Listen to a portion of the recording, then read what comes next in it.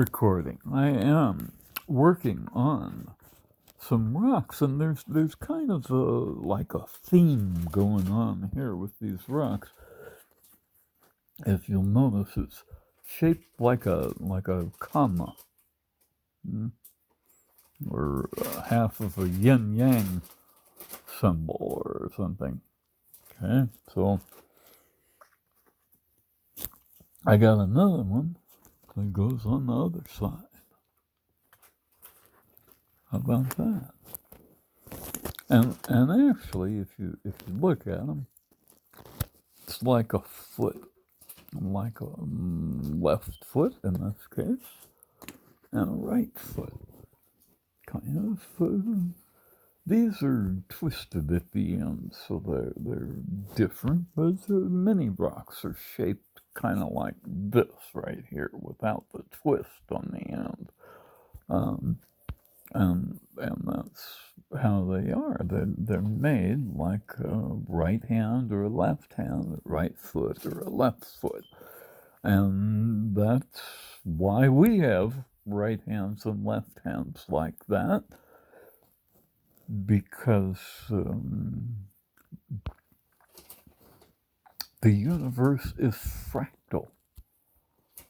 It is full of self-repetitious shapes at all scales. And then here's yet another one. Look at that. And it's got this little twist on the end. And so I'm cleaning these guys up. Not this one. I haven't worked on this one yet at all. And I'm just starting to work on this one.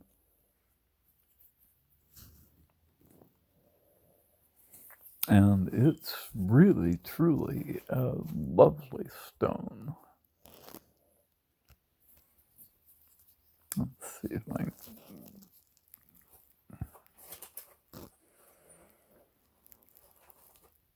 And you'll see there's like a checkerboard kind of behind the patterns there. Let's zoom in a little bit, and maybe you can see it better.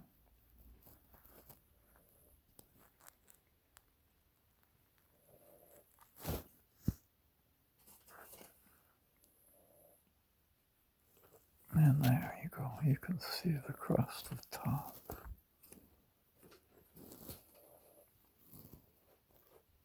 And that checkerboard is from the AUPT. It's because AUPT is cubic in nature, isometric, and it forms in little squares, cubes.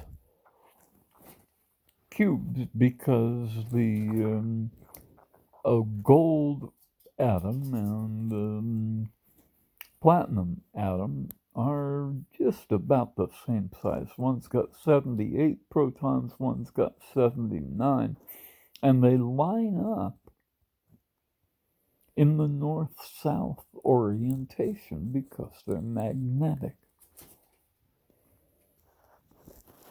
And then they line up, and because they're all the same size, right? So they line up in perfect little rows and columns. And that gives the crystal structure an isometric structure. It is even in the three cardinal directions, X, Y, and Z axes. And because those molecules tend to repel each other, they form in these patterns like this.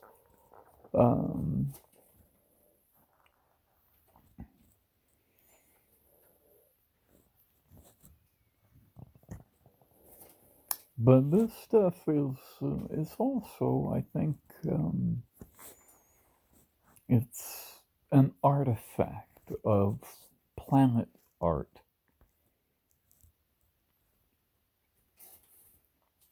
you can see the cubic structure all the way across. And so planet art has this as a byproduct. It happens in fault lines, and I think they can program it so that the stuff occurs not so much as a natural result of the forces of nature, but as the byproduct of making planet art and terraforming.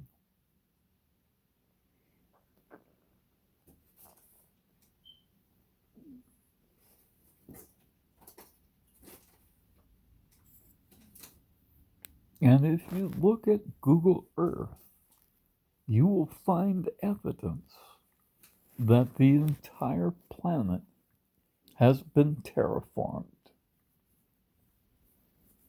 That means somebody made it. And I'm not talking about the guy in the sky, the invisible guy in the sky. These guys are not invisible. And they are not gods. They're just guys. They're guys with technology that we don't have, obviously.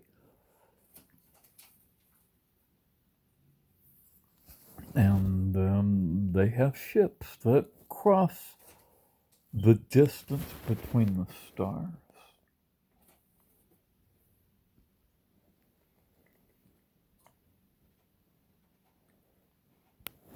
And even the distance between galaxies. The universe is not 14.8 billion years old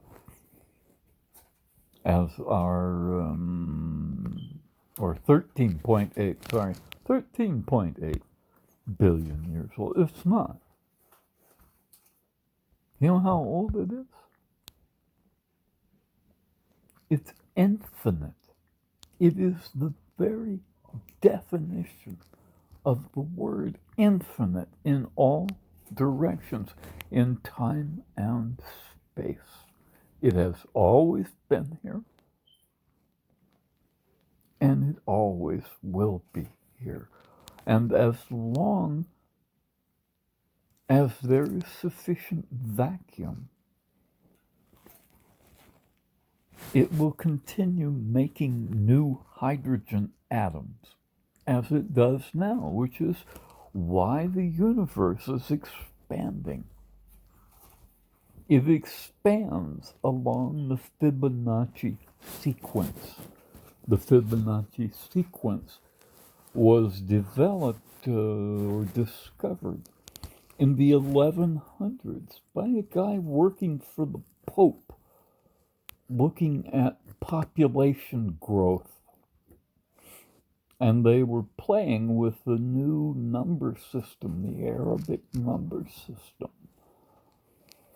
And the Arabic number system allows us to do mathematics because it has 0 for a placeholder. You can't do that with Roman numerals. And so they were playing with that to find out how populations grow. And they grow by the same amount today as they grew the sum of both yesterday and the day before.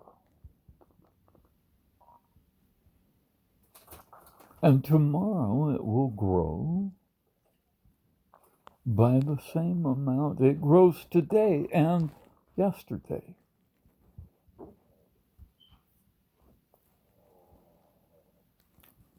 It's not magic, it's because that's how stuff fits together. That's if you put numbers together.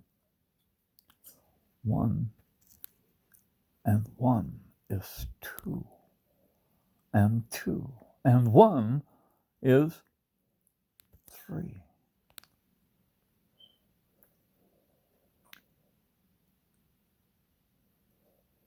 It keeps going like that. It's always like that.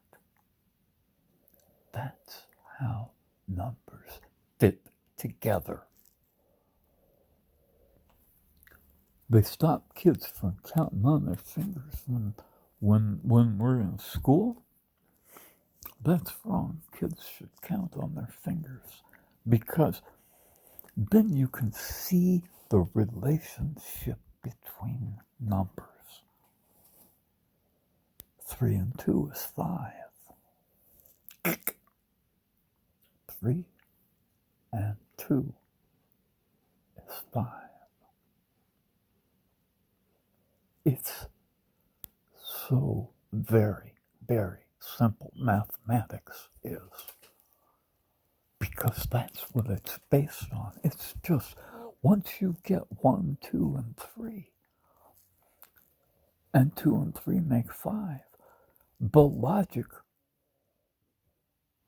extends throughout the number set. It is an infinite number set, and that logic persists, and there's only 9 numbers.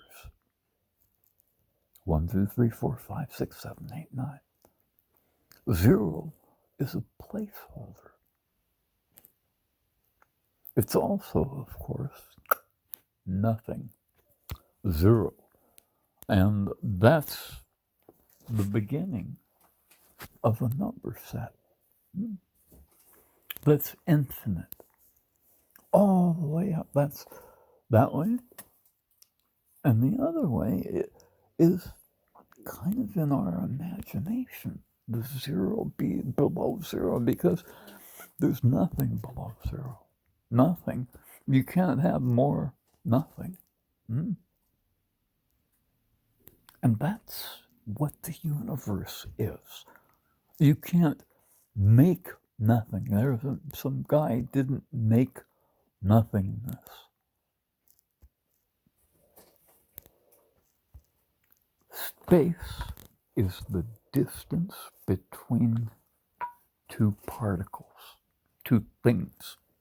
Doesn't have to be a particle. Anything. Space is the distance between 2 things. The universe continues to make new hydrogen atoms. And as it does so, space grows because the more things there are, the more space there is between them.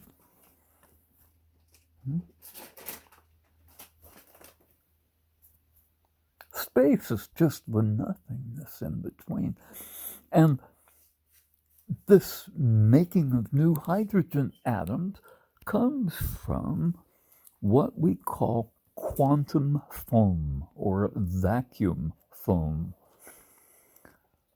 It's vacuum, the space between stars, the space between atoms,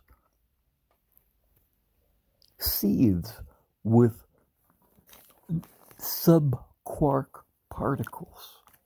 Subquark particles come together occasionally as 2 ups and a down quark and make a proton.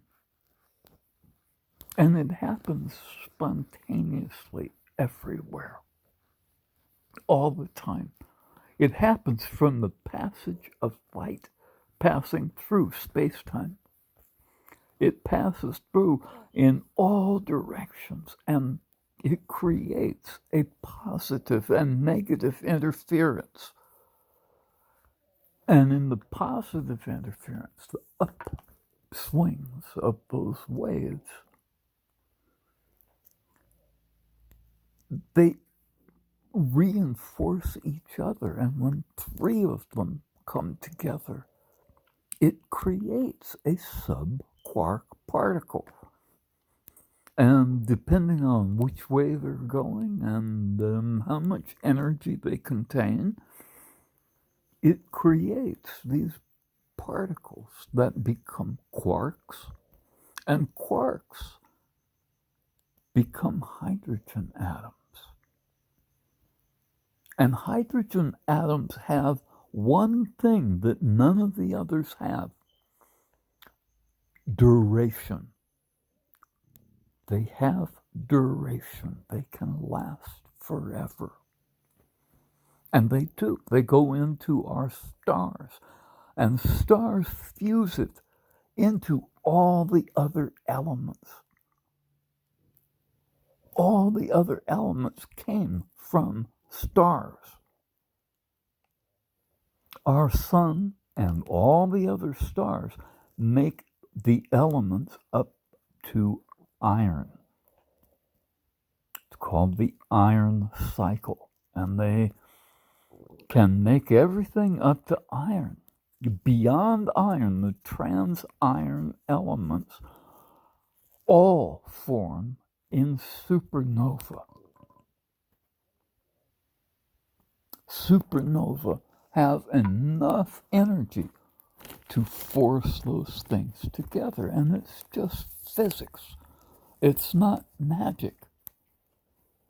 It has to do with the strength of the bonds holding the nuclei together, the strong forces, and the weak forces that bind the electrons,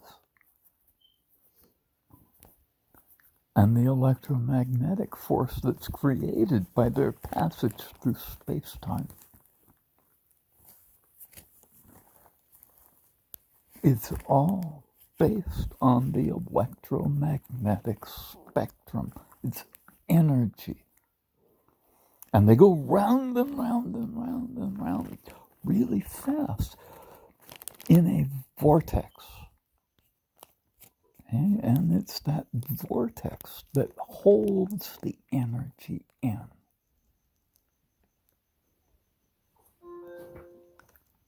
And that going round and round, and the way they hold energy in, is what causes them to act the way they do.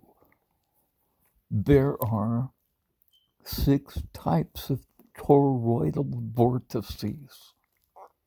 There are 6 types of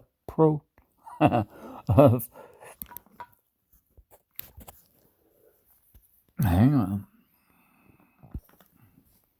There are 6 types of quarks.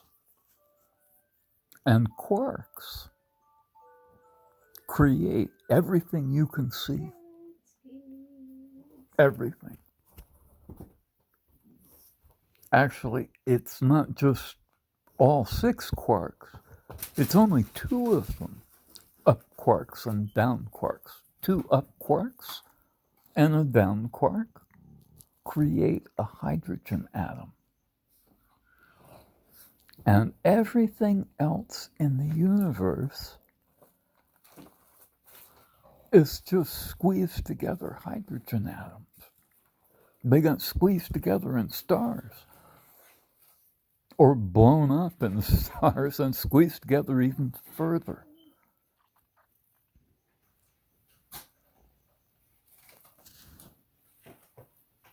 And those stars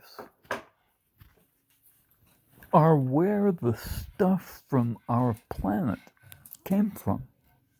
We are quite literally stardust. Peace, y'all.